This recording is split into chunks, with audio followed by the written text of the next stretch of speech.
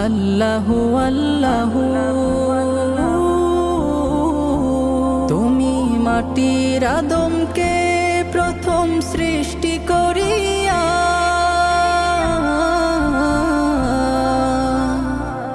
তুমি মাটির আদমকে প্রথম সৃষ্টি করিয়া ঘোষণা করিয়া দিলে শ্রেষ্ঠ বলিয়া, তাই নূরের ফেরেশতা করে আদমকে সিজদা, তাই নূরের ফেরেশতা করে আদমকে সিজদা।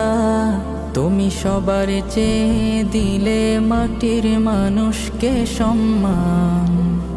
আল্লাহু আল্লাহু তুমি জাল্লে জালালু, শেষ করা তো যায় না গে তোমার গুণগান।